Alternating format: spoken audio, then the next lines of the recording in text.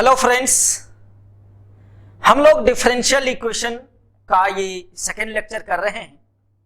इससे पहले first lecture में we have gone through the types of differential equation, order and degree, how to find the order and degree of the differential equation. इसके बारे में हम लोगों ने एग्जांपल्स भी डिस्कस किए और आइडेंटिफाई किए कि कैसे ऑर्डर निकाला जाता है और what are the critical points कि कहीं कहीं डिग्री डिफाइन नहीं होता है, उसके बारे में भी वी हैव डिस्कस्ड। अब हम लोग नेक्स्ट जो डिस्कस करने जा रहे हैं that is the formation of differential equation, है ना। क्या डिस्कस कर रहे हैं? Formation of differential equation. Formation of differential equation यानी कोई भी डिफरेंशियल इक्वेशन में क्या होगा, डिफरेंशियल इक्वेशन में डिग्री कितना होगा, ऑर्डर क्या होगा, कैसा डिफरेंशियल इक्वेशन होगा, इसके बारे में जानते हैं। For a given equation of curve, equation of family of curve,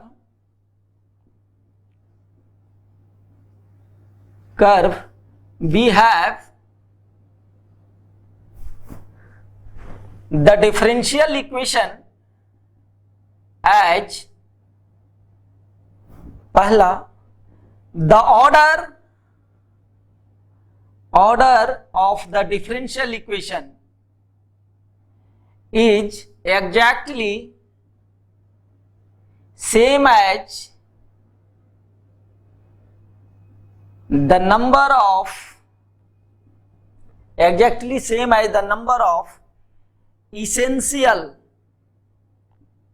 essential arbitrary constant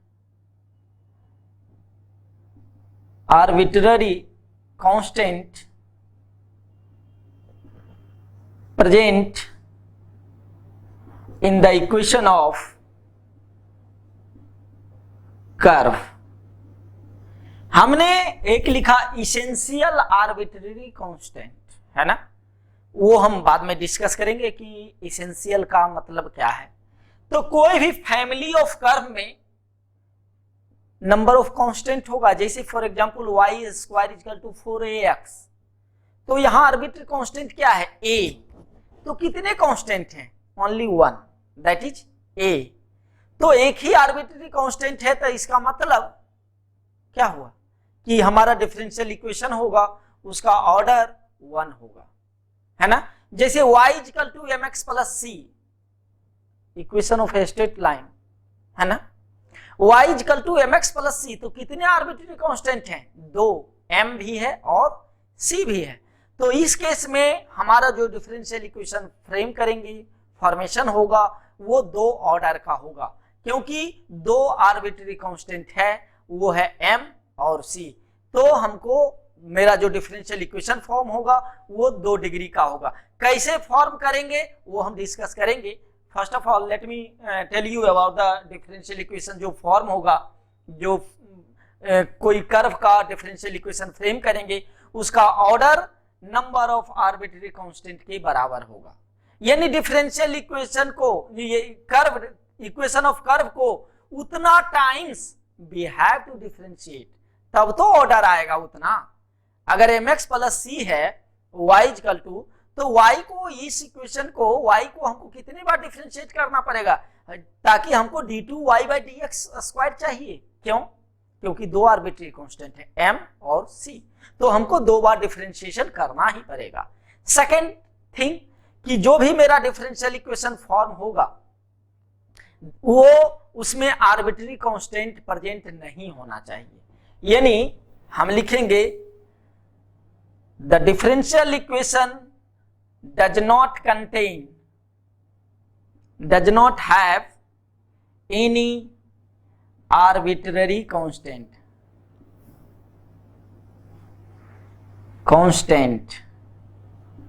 यानी जो डिफरेंशियल इक्वेशन होगा उसमें आर्बिट्रेरी कांस्टेंट नहीं है।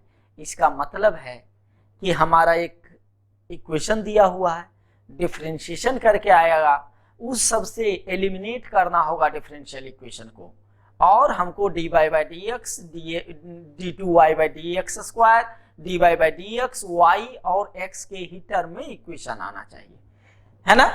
अगर for a given family of curve we use following steps to form differential equation. Differential equation को form करने के लिए हम क्या क्या स्टेप लेंगे वो हम बता रहे हैं। पहला, identify the essential arbitrary constant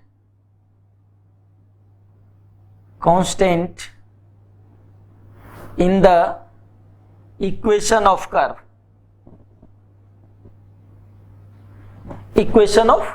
इसका मतलब है, इसेंशियल के बारे में मैं समझा दे रहा हूं कि ये लिख सकते हो, if two or more arbitrary constant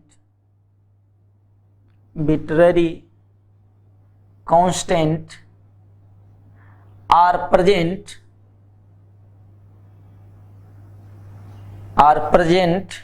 in the form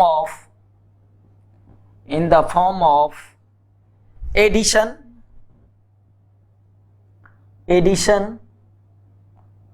subtraction, multiplication और division, then we club them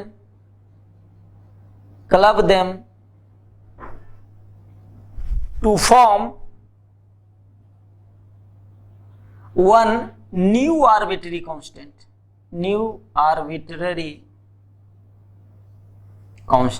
है ना।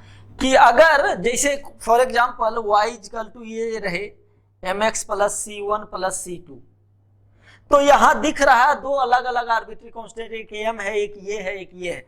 तो इस दोनों को एक आर्बिट्री कांस्टेंट मान के हम काम करेंगे, ये दो काउंटिंग नहीं होगा। अगर इसमें देखा जाए तो 1 2 3 फिजिकली 3 आर्बिट्री कांस्टेंट हमें दिख रहा, लेकिन ये दोनों को ऐड किया जा सकता है और एक न्यू कांस्टेंट बनाया जा सकता है, that is y equal to mx plus c। तो इफेक्टिव इसेंशियल आर्बिट्ररी कांस्टेंट अगर देखा जाए तो दो ही है ना। तो इस तरह से लिखे, इसी तरह से दिया गया है कि अगर एडिशन, सब्ट्रैक्शन, मल्टीप्लिकेशन और डिवीजन में रहे दो या दो से ज्यादा आर्बिट्ररी कांस्टेंट, तो उसको क्लब करके एक आर्बिट्ररी कांस्टेंट हम बनाएंगे, है ना। That will be counted only one arbitrary constant. तो नंबर ऑफ जो डिफरेंशिएशन है, the order of the differential equation होगा वो चेंज हो जाएगा, है ना। इसके बेसिस पे हम नहीं निकालेंगे, we have to calculate on this basis. Second step, differentiate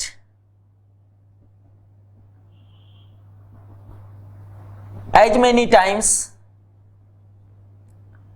many times as the number of essential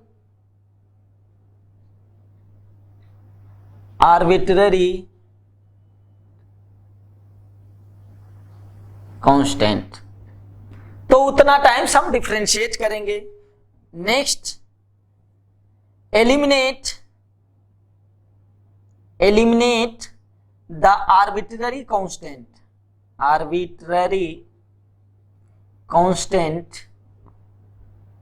from the above equation of step 1 and 2। क्योंकि पहला स्टेप में भी तो हमको क्या करना था, एक इक्वेशन लिखना था, इक्वेशन ऑफ कर्व दिया हुआ है, एक इक्वेशन वहां भी आर्बिट्ररी कांस्टेंट से रिलेटेड होगा, एक जितने बार डिफरेंशिएट करेंगे उतना इक्वेशन फॉर्म होगा।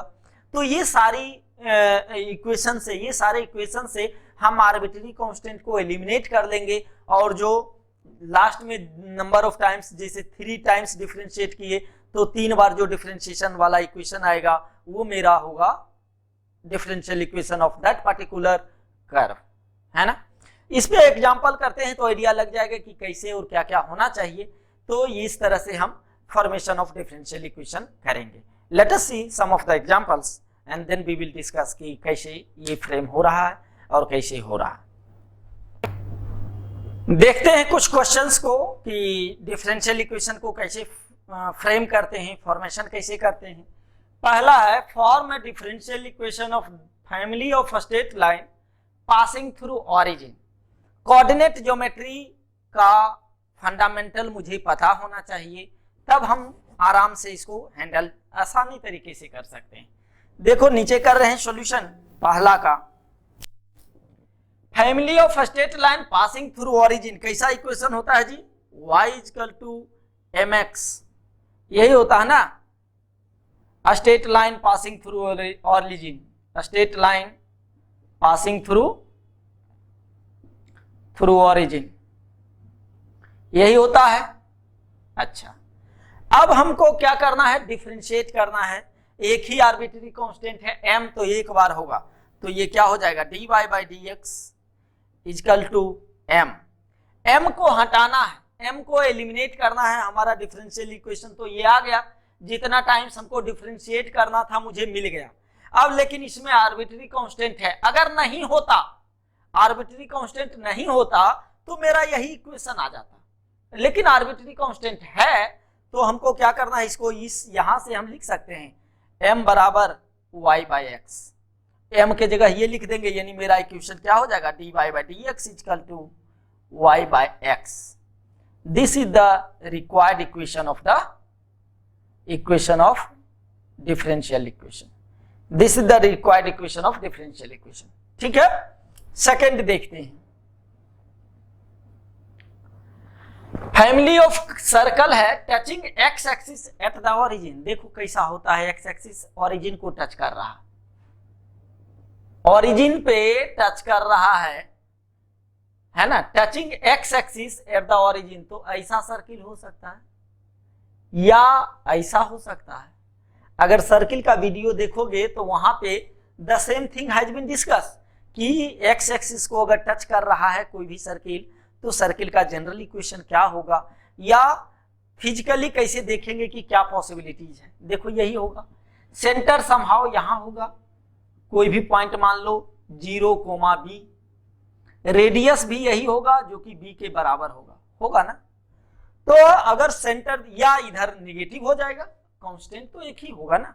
तो इस केस में अगर इक्वेशन हम लिखेंगे तो क्या लिखेंगे, x - 0 का होल स्क्वायर y - b का होल स्क्वायर = b²। यही होता है, x - alpha to the whole square, x - beta to the whole square = r²। This is the equation of circle when the centre and radius are given. तो इस case में तो यहां से हम क्या लिखेंगे, x² + y² + b² + 2by बराबर b²। तो ये तो कैंसिल आउट हो जाएगा, है ना। तो ये क्या हो जाएगा, y² - 2by + x², ये x² है, बस यही है, बराबर 0। कितना आर्बिट्री कांस्टेंट है, 1 है, तो हमको एक बार डिफरेंशिएट करना पड़ेगा।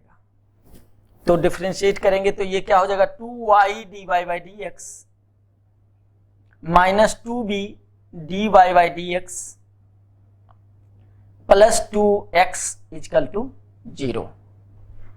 जितना डिफरेंशिएट करना था, जितना टाइम्स हमने कर लिया, अब आगे हम डिफरेंशिएशन नहीं यूज कर सकते।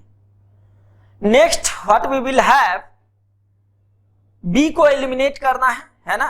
तो इसको लिखते हैं, 2 सब में है, 2 हटा देते हैं, कैंसिल आउट करते हैं और dy/dx कॉमन लेते हैं। अच्छा, तो हो जाएगा क्या, y - b + 2 + x = 0। अब b को हमें एलिमिनेट करना है, b को यहां से निकालना है तो क्या लिख सकते हैं, यहां से b को हमको हटाना है तो हम एक काम कर सकते हैं, b को एलिमिनेट करना है तो एक काम करते हैं कि यहां से पहले और लिखते हैं dy by D x equal to minus x divided by y minus b होगा, या x divided by b minus y, ये लिख सकते हैं। b को देखो यहां से हम एलिमिनेट कर सकते हैं क्या, इस इक्वेशन से हम लोग लिख सकते हैं -2by इजकल टू, है ना, या 2by इजकल टू, ये इस साइड ले आते हैं तो क्या होगा x square plus y square, या b बराबर क्या होगा x square plus y square divided by 2y।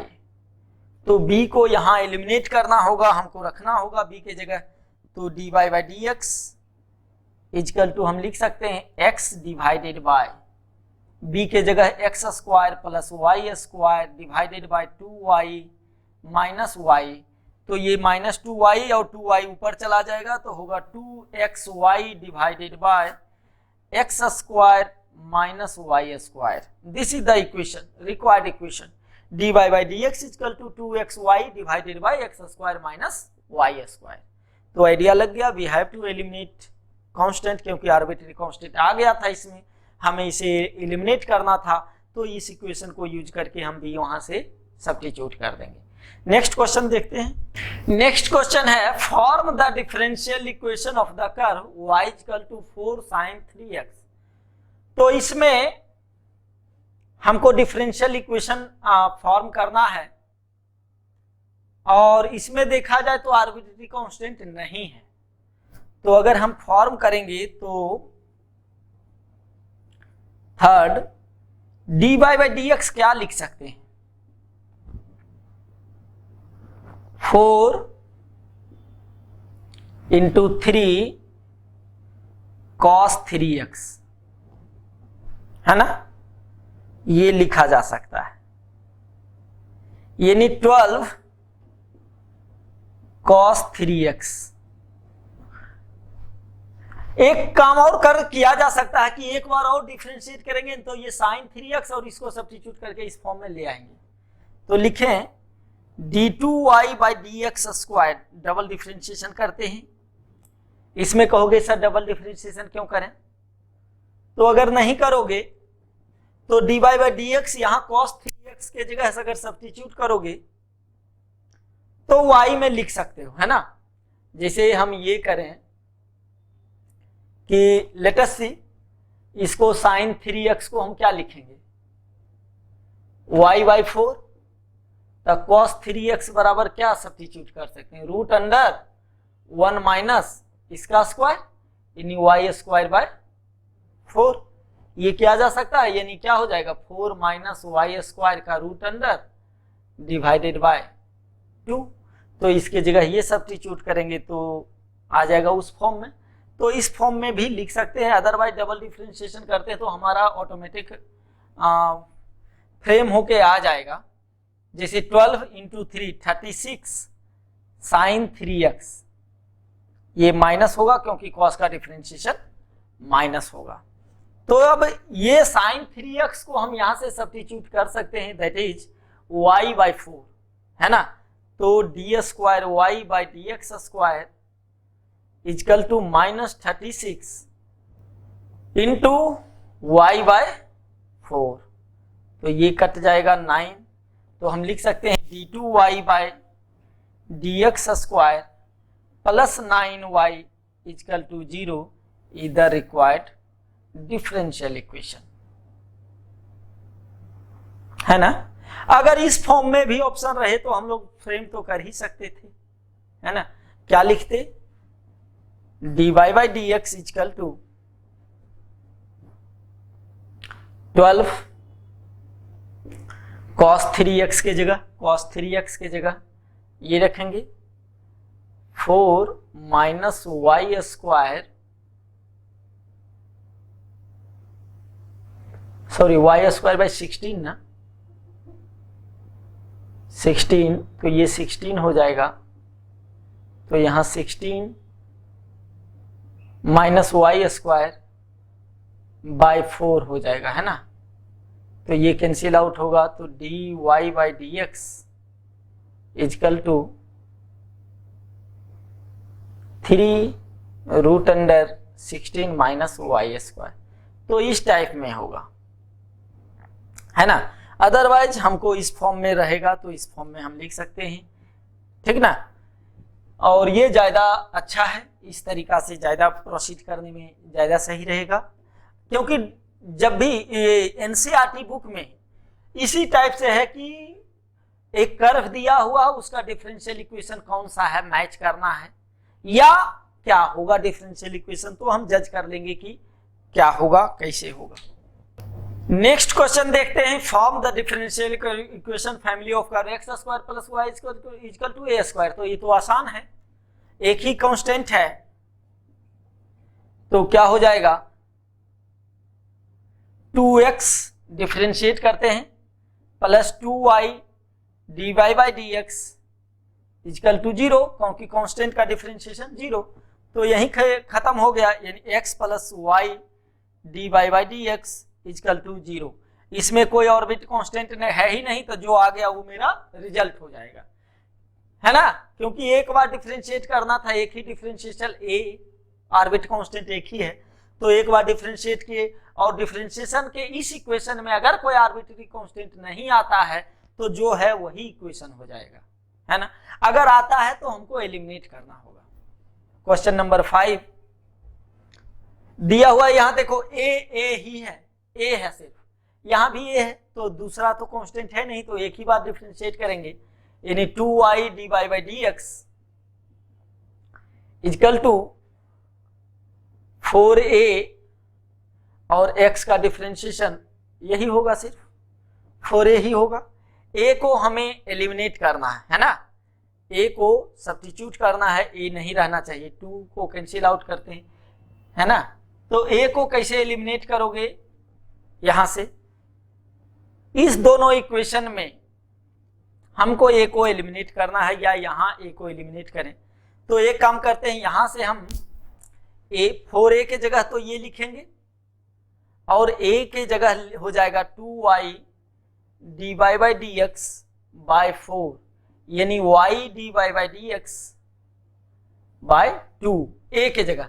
अब इसी में रख देते हैं, क्या है y square equal to 4a के जगह ये रख देंगे 2y d by D x, x plus a के जगह y d by D x by 2, इस तरह से लिखा जा सकता है ना। एक y कैंसिल आउट कर देते हैं, तो हो जाएगा y equal to 2 d by D x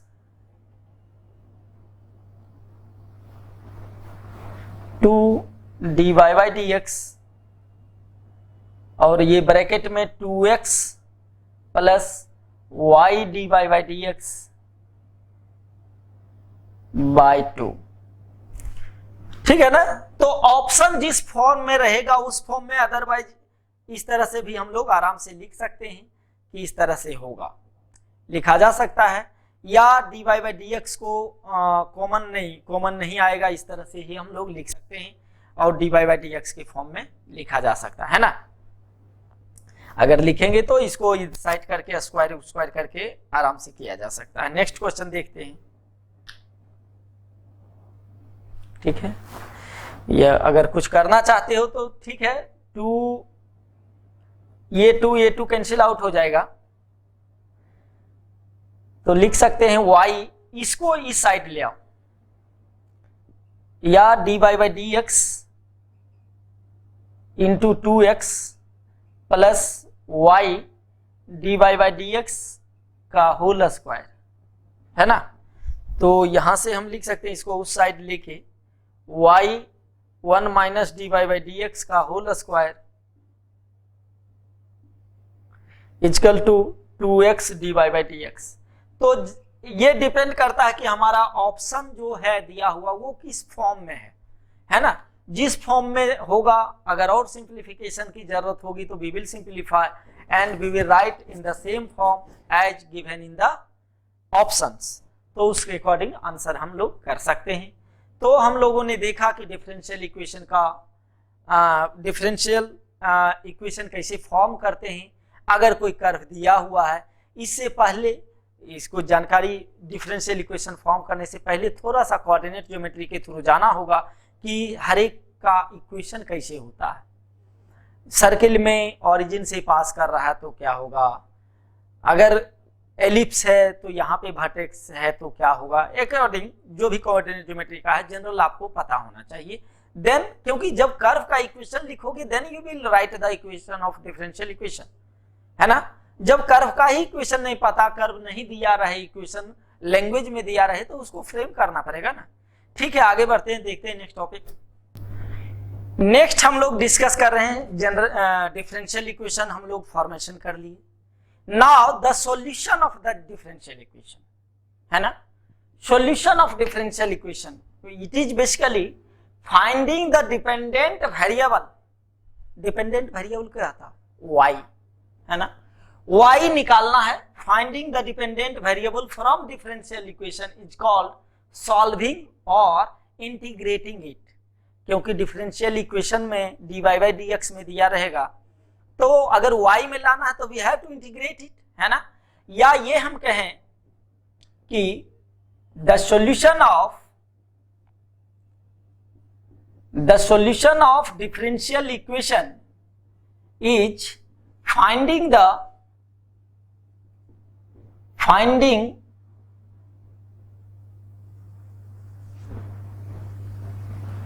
finding the relation between dependent variable and independent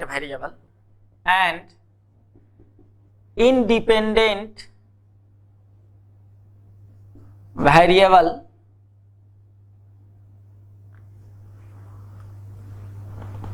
free from derivatives,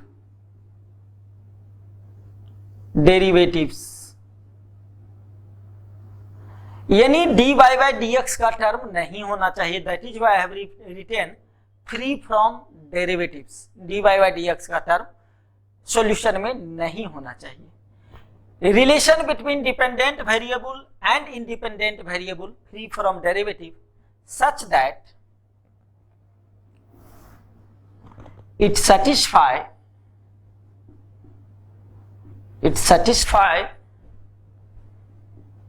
the given differential equation, यानी जो डिफरेंशियल इक्वेशन दिया हुआ है उसको सेटिस्फाई करे, जो मेरा सॉल्यूशन है। यानी dy बाई dx अगर फिर करें तो वो मेरा आ जाए, तब हम कहेंगे कि this is the solution of the differential equation. ठीक है, next types of differential equation हम लोग जज करते हैं।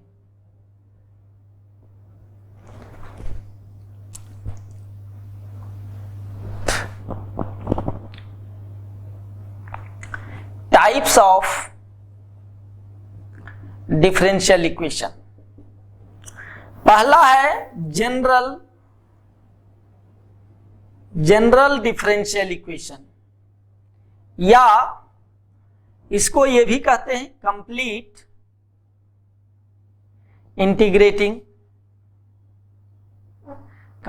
इंटीग्रेशन और कंप्लीट प्राइमिटिव। डिफरेंशियल इक्वेशन को सॉल्यूशन को प्राइमिटिव भी कहते हैं। The solution of differential equation is also called the primitive of the differential equation, क्योंकि जो डिफरेंशियल इक्वेशन है वो डेराइव होता है वहीं से, है ना। तो इसलिए डिफरेंशियल इक्वेशन को के सॉल्यूशन को हम लोग primitive of the differential equation भी कहते हैं। तो जनरल डिफरेंशियल इक्वेशन यानी कंप्लीट इंटीग्रेशन और कंप्लीट प्राइमिटिव, ये होता है it is the relation between general solution general solution of differential equation, ठीक ना, general solution of differential equation. एक जैसे ट्रिगोनोमेट्रिक में पढ़े थे जनरल इक्वेशन, है ना, तो यहाँ उसमें भी पढ़े थे जनरल सॉल्यूशन, पार्टिकुलर सॉल्यूशन, तो यहाँ भी जनरल सॉल्यूशन। जनरल सॉल्यूशन का इसका मतलब आर्बिट्री कांस्टेंट मेरा रहेगा, है ना, वो कुछ भी हो सकता है। तो it is the relation between x and y, है ना, it is relation between x and y and it involves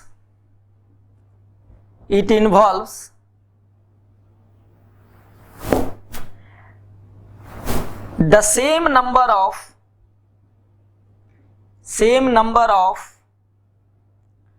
arbitrary constant as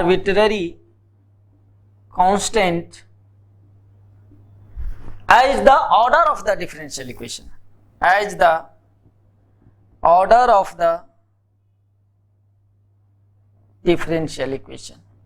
यानी इसका उल्टा देखें कि जितना अगर इक्वेशन कोई दिया हुआ है और उसको अगर डिफरेंशियल इक्वेशन में फॉर्म करना है, फ्रेम करना है, तो जो कर्व का इक्वेशन दिया हुआ है उसमें नंबर ऑफ आर्बिट्री कांस्टेंट जितना होता है उतना टाइम्स हम डिफरेंशिएट करके, जो कि order of the differential equation होता है। तो रिवर्स कि जितना ऑर्डर है यानी उतना मेरा आर्बिट्री कांस्टेंट होना चाहिए इक्वेशन में। तो वही है कि relation between x and y and it involves the same number of arbitrary constant as the order of the differential equation, है ना, और such that it satisfy the equation of the differential equation को satisfy भी करना चाहिए। तो ये general solution हुआ। सेकेंड है particular solution. Particular solution of differential equation. ये कैसे सॉल्यूशन मिलेगा? जब आर्बिट्री कांस्टेंट का we will put up some of the values, है ना, it can be, it is said to be particular solution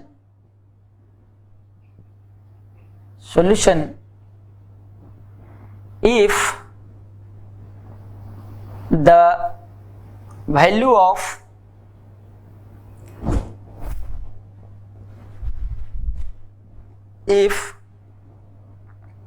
some fixed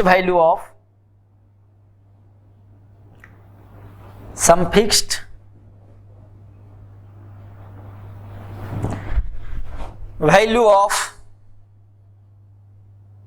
arbitrary constant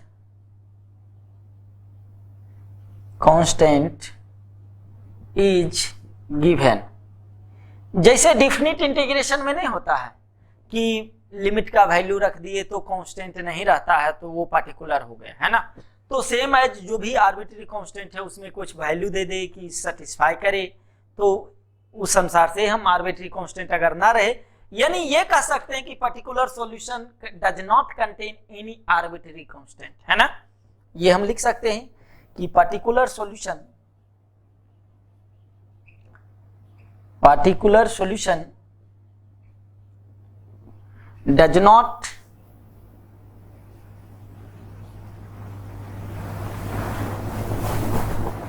does not have arbitrary constant, है ना, arbitrary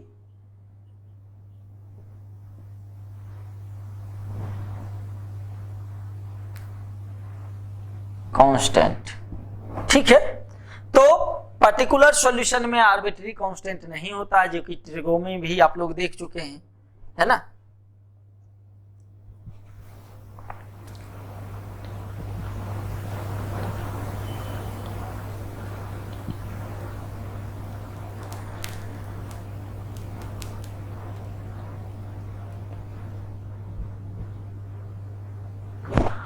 ठीक है। एक और है सिंगुलर सॉल्यूशन। सिंगुलर सॉल्यूशन जिसे देखे, पार्टिकुलर सॉल्यूशन भी तो जनरल सॉल्यूशन का ही पार्ट है ना। तो basically singular solution is not the part of general solution, इसे लिख देते हैं, शायद जरूरत पड़ जाए। Singular solution, singular solution, it is not the part of general solution। इसे कह सकते हैं geometrically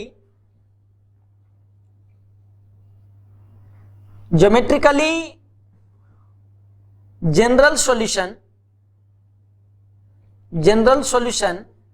act as an envelope, act as an